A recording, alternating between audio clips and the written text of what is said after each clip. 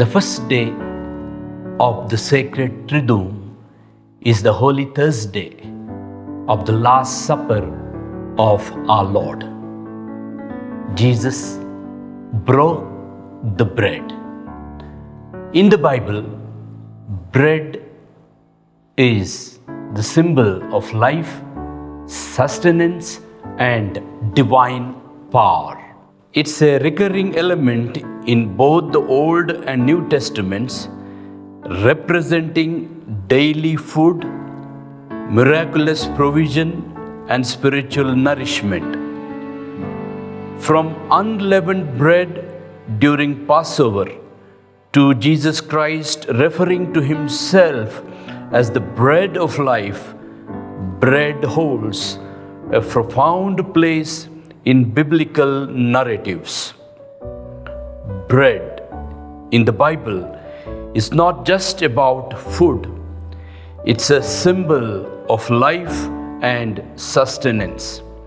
By the sweat of your brow, you will eat your bread until you return to the ground.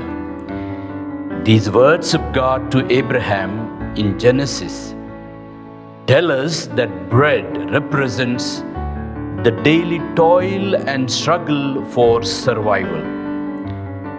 But bread isn't all about hardship. It is also about divine provision.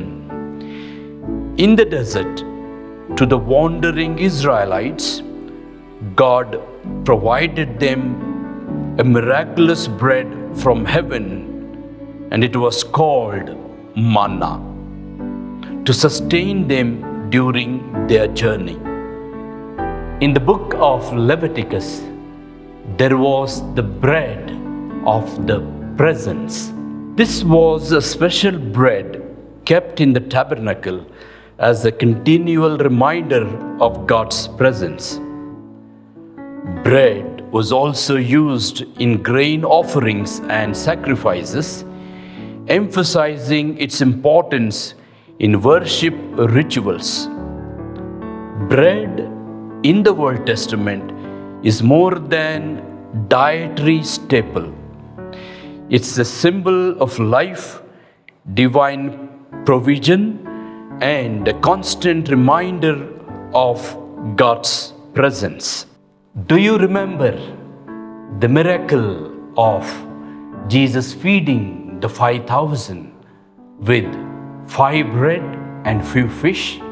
Jesus fed a crowd of thousands with just a few loaves of bread and a couple of fish. This wasn't just about filling hungry bellies. It was a powerful demonstration of Jesus' compassion and divine power.